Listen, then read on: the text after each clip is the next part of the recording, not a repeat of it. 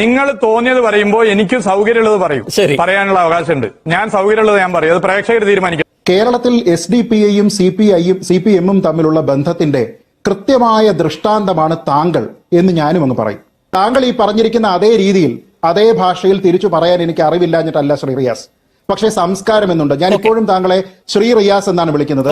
അത് എന്റെ മുതിർന്ന ആൾക്കാർ, എന്റെ പിതാവ്, എന്റെ പിതാവ് തുടങ്ങിയ ആൾക്കാർ എന്നോട് പറഞ്ഞു തന്നിരിക്കുന്ന രീതിയിലാണ് ഞാൻ സംസാരിക്കുന്നത്.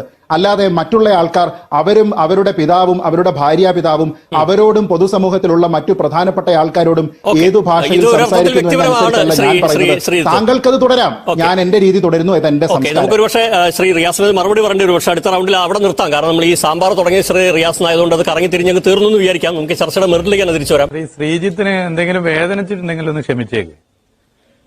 കേരളത്തിന്റെ ആരോഗ്യമന്ത്രിയെ കോവിഡ് റാണി എന്ന് വിളിച്ച വ്യക്തിയാണ് ശ്രീജിത്ത്.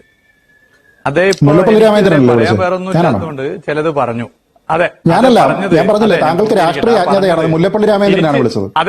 അതെ, പൂർത്തീകരിക്കട്ടെ, ഞാൻ പൂർത്തീകരിക്കട്ടെ. ആ പറഞ്ഞതിന് തിരിച്ച് ഞാൻ പറയാൻ എന്തായാലും ഉദ്ദേശിക്കുന്നില്ല. കൊറോണ വൈറസിന് ആരെങ്കിലും കൈകൊണ്ട് തൊടില്ലല്ലോ. അതുകൊണ്ട് ഞാൻ ശ്രീജിത്തിനെതിരെ ഇപ്പൊ തൽക്കാലം ഒന്നും പറയാൻ ഉദ്ദേശിക്കുന്നില്ല.